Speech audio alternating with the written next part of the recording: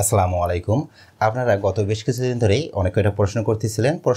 প্রশ্নগুলো ছিল মোটামুটি ১৯তম শিক্ষক নিবন্ধনের নতুন যে নিয়োগ বিজ্ঞপ্তি আসতে চলেছে সেই বিজ্ঞপ্তি সম্পর্কে। কারণ অনেকেই আসলে বিভিন্ন ধরনের চ্যানেল থেকে বিভিন্ন জায়গা থেকে তথ্য পাচ্ছে যে ১৯তম শিক্ষক নিবন্ধনের যে বিজ্ঞপ্তি সেই বিজ্ঞপ্তি প্রকাশিত হয়েছে বা খুব শীঘ্রই প্রকাশিত হবে।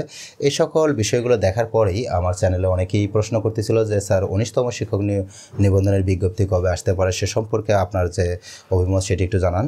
আজকে আমরা জানাবো, কয়েকটি প্রশ্ন নিয়েছি। সার্কুলার কবে দিবে? দেখুন, সার্কুলার আমি ব্যক্তিগতভাবে বলবো না যে সার্কুলার কবে দিবে। সার্কুলার কবে দিবে এটা মন্ত্রণালয় বা অধিদপ্তরের কাজ। তারা যে ডেটটা দিয়েছে সেই ডেটটাই জানানো হবে আপনাদের। তাছাড়াও প্রশ্ন নেওয়া হয়েছে পরীক্ষা পদ্ধতির নতুন কী পরিবর্তন আসছে। পরীক্ষার ভিতর কিন্তু আমাদের যে শিক্ষক নিবন্ধনের পরীক্ষাগুলো হয়ে থাকে সেই পরীক্ষায় প্রথমে প্রিলি নেওয়া হয়, তারপরে লিখিত নেওয়া হয়, তারপরে ভাইবা নেওয়া হয়। 3টা স্টেপে এই পরীক্ষাগুলো নেওয়া হয়। তো মন্ত্রণালয় থেকে চিন্তা করতেছে বা NTRCA থেকে বলতেছে যে পরীক্ষা পদ্ধতিটা যদি একটু শর্টকাট করা যায় কোনো ওয়েতে, সেই জন্য তারা কিছু নির্দেশনা দিয়েছে। সেই নির্দেশনাগুলো আপনাদের জানাবো। এরপরে হচ্ছে নেগেটিভ মার্ক থাকবে কিনা। বিগত সময়গুলোতে যারা পরীক্ষা দিয়েছেন বা যারা পরীক্ষা পদ্ধতি সম্পর্কে জানেন তারা জানেন যে NTRCA যে নিবন্ধনের পরীক্ষা হয়ে থাকে সেই নিবন্ধনের পরীক্ষাগুলোতে নেগেটিভ মার্ক থাকে। এখন বর্তমানে নেগেটিভ মার্ক থাকবে কিনা এটা অনেকেই জানতে চেয়েছেন, যেহেতু পরীক্ষা পদ্ধতিতে কিছুটা পরিবর্তন আনা হচ্ছে। এরপরে হচ্ছে কত মার্ক পেলে প্রিলিতে টেকা যাবে, এই বিষয়টা অনেকেই জানেন। 40% মার্ক পেলে প্রিলিতে টেকা যায়। তবে এখানেও কিছু বিষয় রয়েছে যে বিষয়টা আপনাদের জানানো দরকার বলে, যার কারণে এই প্রশ্নটাও নেওয়া হয়েছে। এখন দেখুন, প্রথম প্রশ্ন থেকে আসি, সার্কুলার কবে দেবে? দেখুন, NTRCA-র যারা ঊর্ধ্বতন কর্মকর্তা রয়েছে তারা আমাদের মোটামুটি নিশ্চিত করেছে আগস্টের শেষে অথবা সেপ্টেম্বরের মধ্যেই সার্কুলার প্রকাশিত হতে পারে। তাদের ধারণা এটা যে আগস্টের শেষে বা সেপ্টেম্বরের মধ্যেই সার্কুলারটা প্রকাশিত হবে।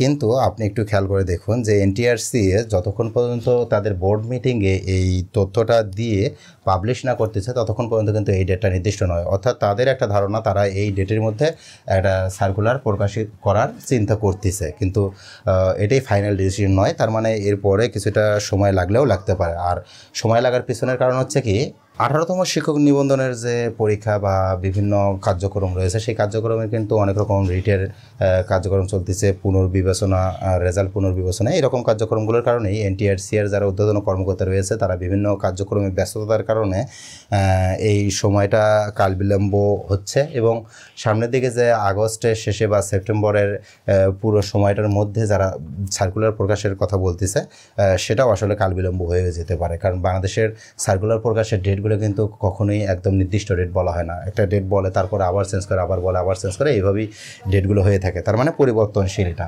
এর পরের বিষয় হচ্ছে পরীক্ষা পদ্ধতির নতুন কি পরিবর্তন। আপনারা জানেন যারা NTRCA-র অর্থাৎ নিবন্ধনের পরীক্ষা দিয়েছেন তারা জানেন যে 3টা স্টেপে এই পরীক্ষা পদ্ধতি অনুষ্ঠিত হয়ে থাকে। এটা হচ্ছে একটা প্রিলি, একটা হচ্ছে লিখিত, তারপরে ভাইবা। তবে অধিদপ্তর থেকে অর্থাৎ NTRCA থেকে জানানো হচ্ছে যে প্রিলি পরীক্ষা অথবা লিখিত পরীক্ষার কোনো একটা যদি বাদ দিয়ে একটু যদি শর্ট করা হয় তাহলে কেমন হয়। তবে এখানে আইন মন্ত্রণালয় এবং জনপ্রশাসন মন্ত্রণালয় তাদেরও একটা মতামত আছে। সবারই মতামত নিয়ে মোটামুটি একটা সিদ্ধান্তে তারা আসছেন, যদিও এটা এখনও পাবলিশ করেনি। খুব শীঘ্রই আপনারা এই তথ্যটা হয়তো বা পেয়ে যাবেন।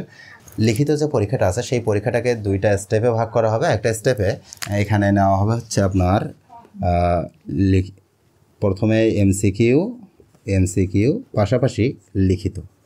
MCQ এবং লিখিত এই 2টা অংশই একই দিনে নেওয়া হবে। তারা একটা সিদ্ধান্ত নিচ্ছে যে এই 2টা অংশ একই দিনে নেওয়া হবে। পূর্বে যখন পরীক্ষা হইতো তখন MCQ আলাদা দিনে পরীক্ষা হইতো, লিখিত আলাদা দিনে পরীক্ষা হইতো। এই কারণে তারা যেহেতু সময়ের চিন্তা করতেছে যে কাল বিলম্ব হয়ে যায় এবং NTRCA-র পরীক্ষাটা এবং নিয়োগ কার্যক্রম পুরো কার্যক্রম পরিচালনা করতে তাদের দীর্ঘ একটা সময় লাগে, সেই সময়ের উপর ভিত্তি করে তারা এটা বলতেছে যে 21 দিনে এই পরীক্ষাটা অনুষ্ঠিত হবে। এখন কথা হচ্ছে, আপনারা জানেন যে MCQ-এ যদি কেউ 40% মার্ক পায়, 100-র ভিতরে 40% মার্ক পায়, তাহলে তারা লিখিত পরীক্ষা দেওয়ার জন্য প্রস্তুত হতে পারে। কিন্তু একই দিনে হলে আসলে রেজাল্টটা কীভাবে দেখা হবে? দেখুন, একই দিনে হলে রেজাল্টটা যেভাবে দেখা হবে সেটা হচ্ছে MCQ পদ্ধতির যে পরীক্ষাটা আছে এই পরীক্ষাটা নেওয়ার পর, লিখিত পরীক্ষা নেওয়ার পর তারা কী করবে, তারা আগে MCQ-এর খাতা কাটবে। MCQ-এর খাতা কাটার পর যারা 40% আপ করবে শুধুমাত্র তাদের লিখিত খাতাটা মূল্যায়ন করা হবে। বাকি যারা 40% মার্ক পাবে না তাদের লিখিত খাতাটা মূল্যায়ন করা হবে না, কারণ এখানে জনবলের ব্যাপার রয়েছে। এর পরের যে বিষয়, প্রশ্নটা একটু দেখুন, এখানে নেগেটিভ মার্ক থাকবে কিনা। দেখুন পূর্বে যেমন নেগেটিভ মার্ক 0.25% ছিল, অর্থাৎ 0.25 এই পরিমাণই থাকবে, অর্থাৎ প্রতি 4টি ভুল অ্যান্সারের জন্য একটি করে মার্ক আপনার কাটা যাবে। এই বিষয়টা অবশ্যই আপনাদের মাথায় রাখতে হবে। তারপরে যে প্রশ্নটা নেওয়া হয়েছে সেটা হচ্ছে কত মার্ক পেলে পিলিতে টেকা যায়।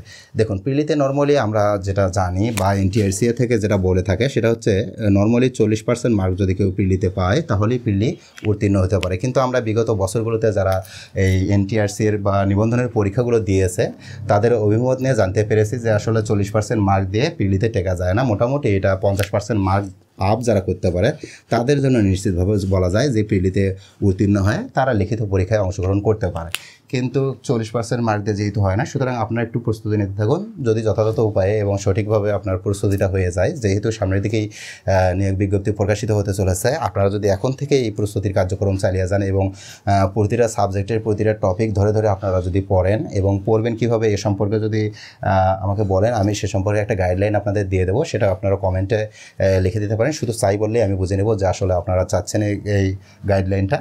তবে এই বিষয়টা মাথায় রাখবেন যে 40% না 50% আপ করতে হবে এবং 50% আপ করার জন্য আপনাকে প্রস্তুতি নিতে হবে। আপনি যে পরিমাণ প্রস্তুতি নেবেন আপনার পাশের জন বা আপনার পাড়া প্রতিবেশী তারাও কিন্তু প্রস্তুতি নিচ্ছে। তো চাকরি পেতে হলে আবার কি করতে হবে, আপনার এই লিখিতের দিকেও ফোকাস রাখতে হবে। কারণ একই সময়ে যেহেতু এমসিকিউ এবং লিখিত দুইটাই হবে, তাহলে শুধুমাত্র এমসিকিউ এর জন্য প্রস্তুতি নিলে হবে না, একই সাথে আপনাদের লিখিত এবং এমসিকিউ উভয় পরীক্ষার জন্যই প্রস্তুতি নিতে হবে।